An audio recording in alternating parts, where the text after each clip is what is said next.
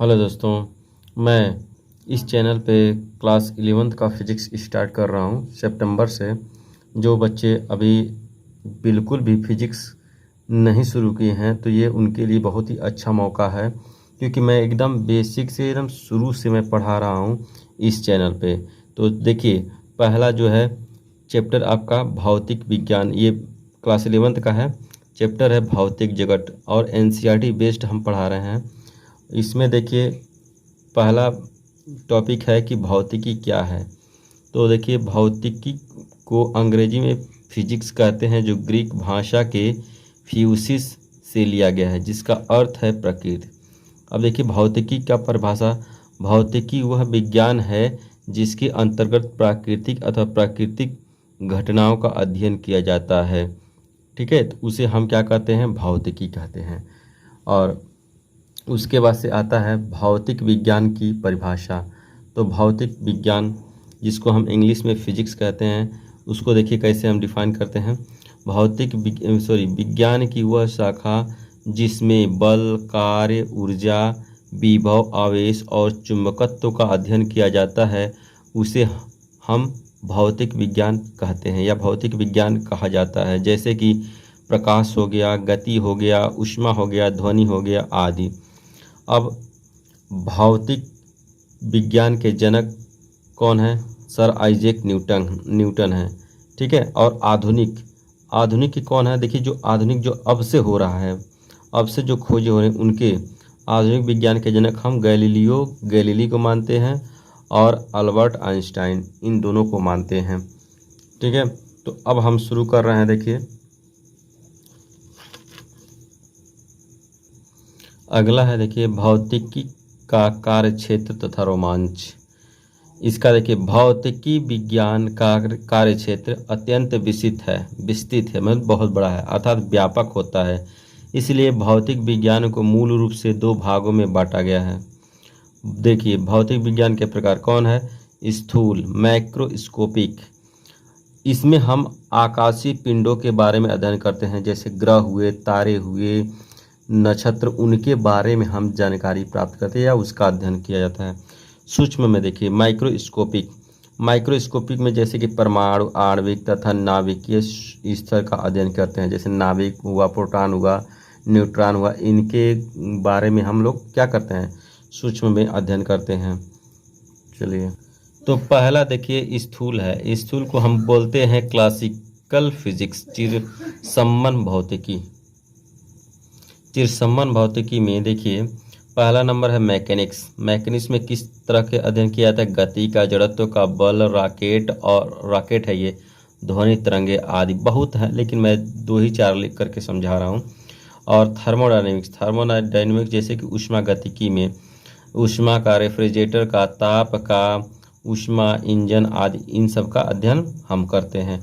Electrodynamics में जैसे आवेश, धारा, रेडियो तरंगे, AC DC, विभव, इन सब का हम अध्ययन करते हैं। और ऑप्टिक्स, इसमें बहुत से आप जो है 10th में पढ़े होंगे, और ये सभी 9th में पढ़े हैं आप। 9th में गति, जड़त्व, तो ये सब है 9th में दिया गया है, और ये सभी 11th की चीज़ें हैं, अभी आगे पढ़ेंगे आप। और वैद्युत धारा, रेडियो तरंगे, ये जो है ना क्लास 12th में पढ़ेंगे और 10th में भी पढ़े होंगे। आप देखिए ऑप्टिक्स, प्रकाश का परावर्तन अपवर्तन, उसमें जो आप पढ़े थे, लेकिन उसमें थोड़ा सा पढ़े थे, लेकिन अब जो इसमें पढ़ेंगे बहुत विस्तार से एकदम पढ़ेंगे। ऑप्टिक्स, इसको कहते हैं प्रकाशिकी का क्लास 12th में एक चैप्टर भी मिलेगा आपको। इसमें देखिए क्या पढ़ना है? प्रकाश, दर्पण से संबंधित या गोलीय दर्पण से संबंधित परिभाषाएं या अनेक प्रकार की, उससे सभी जितने भी घटनाएं घटती हैं उसके बारे में हम लोग क्या करेंगे? अध्ययन करेंगे। तो चलिए अब आगे देखते हैं। अगला है, देखिए, माइक्रोस्कोपिक, सूक्ष्म। ठीक है, सूक्ष्म स्थूल, ये सूक्ष्म, इसको बोलते हैं क्वांटम मैकेनिक्स। क्या बोलते हैं? Quantum mechanics. इसके अंतर्गत हम परमाणु, एक्सरे, इलेक्ट्रॉन, प्रोटॉन, न्यूट्रॉन, अर्धचालक, LED, इन सभी का हम लोग क्या करते हैं? अध्ययन करते हैं। तो आगे ये सभी मिलेंगे, आपको पढ़ना भी होगा। अब देखिए, अगला हेडिंग है भौतिकी, प्रौद्योगिकी एंड समाज। इसमें देखिए कुछ पॉइंट्स हैं, जैसे कि तरल बहाव के अध्ययन में से वायुयान की खोज हो चुका है। है और ऊष्मा के कार्य में बदलने से भाप इंजन की खोज किया। जब ऊष्मा का कार्य में बदलने का फार्मूला पता चला तो उससे क्या हुआ, भाप इंजन का आविष्कार हो गया। अब देखिए अर्धचालकों की जब खोज हुई तो टीवी का आविष्कार हुआ, रेडियो का, कंप्यूटर का, रोबोट आदि का इसका क्या हुआ, आविष्कार हुआ। और नाभिकीय विखंडन जब पता चला लोगों को, वैज्ञानिकों को, तो नाभिकीय विखंडन से परमाणु बम का आविष्कार कर दिए। ठीक है। उसी तरह से नाभिकीय जब संलयन का पता चला तो हाइड्रोजन बम का निर्माण कर दिए लोग। एक्स किरणों की खोज से चिकित्सा क्षेत्र में, जैसे कि टीबी के जो मरीज होते हैं उनकी एक्सरे लेकर के जांच किया जाता है कि उनको टीबी है कि नहीं, उसमें मदद मिला। तो चलिए हम और आगे देखते हैं। अब अगला टॉपिक है प्रकृति में मूल बल। देखिए पहले बल के बारे में जानना होगा। बल वह धकेल या अथवा खिंचाव है जो किसी वस्तु में गति उत्पन्न करता है या गति उत्पन्न करने का प्रयास करता है। प्रकृति में केवल 4 प्रकार के मूल बल हैं तथा अन्य प्रेक्षित बल व्युत्पन्न बल कहलाते हैं। तो देखिए पहला जो है गुरुत्वाकर्षण बल। गुरुत्वाकर्षण बल जो है प्रकृति में गुरुत्वीय बल आकर्षण बल है।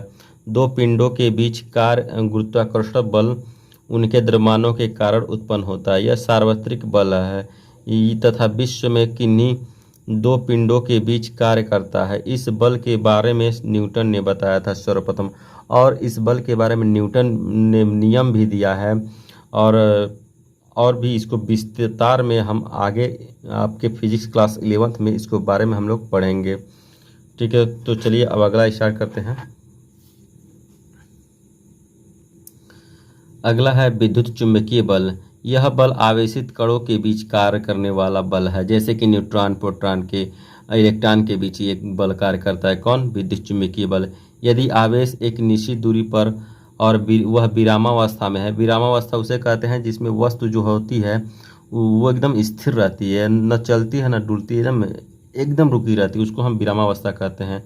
तो उस पर लगने वाला बल जो है उसको हम कहते हैं स्थिर वैद्युत बल कहते हैं। अगर कोई आवेश एक स्थान पर रख दिया गया है तो उस पर जो बल लगता है उसको हम क्या कहते हैं? स्थिर वैद्युत बल कहते हैं।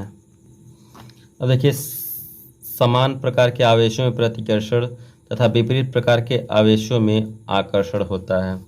अब अगला जो है बल वो है प्रबल नाभिकीय बल, स्ट्रॉन्ग न्यूक्लियर फोर्स। देखिए प्रबल नाभिकीय बल, नाभिक में प्रोटॉनों तथा न्यूट्रॉनों को एक साथ बांधने वाला बल प्रबल नाभिकीय बल होता है। यह प्रबल बल जो है नाभिक में न्यूट्रॉनों और प्रोटॉनों को बांधने के लिए जो बल उपयोग हो किया था, ये जो बल लगता है उस पर हम प्रबल नाभिकीय बल कहते हैं। प्रबल नाभिकीय बल विद्युत चुंबकीय बलों से 100 गुना अधिक प्रबल है।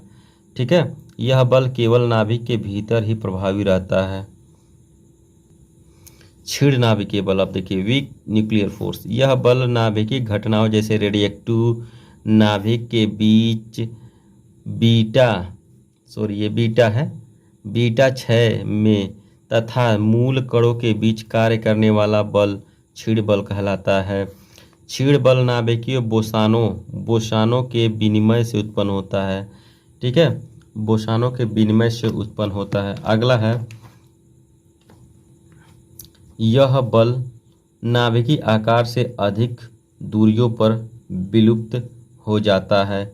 यह बल लघुप्राश बल है। यह बल नाभिकीय आकार से अधिक दूरियों पर विलुप्त हो जाता है। यह बल लघुप्राश वाला है, यानी कम दूरी पर ये कार्य करने वाला बल है। तो चलिए अब आगे देखते हैं। इस तरह से आपका जो है फर्स्ट चैप्टर फिनिश हुआ। प्यारे बच्चों, इसको आप बस एक तरह से इंट्रोडक्शन के रूप में इस चैप्टर को समझिएगा, क्योंकि ये इंट्रोडक्शन दिया गया है। जितना भी ये दिया गया है इसका एक एक चैप्टर आप आगे पढ़ेंगे और फिजिक्स को एकदम आसान आप लोग समझिए। मैं इस तरह से पढ़ाऊँगा कि आपको बहुत ही आसान इंटरेस्टेड लगेगा ये फिजिक्स। तो चलिए अब तक यहाँ, अब हम अगले चैप्टर में अगले वीडियो में हम लोग मिलेंगे। Thank you for watching this video.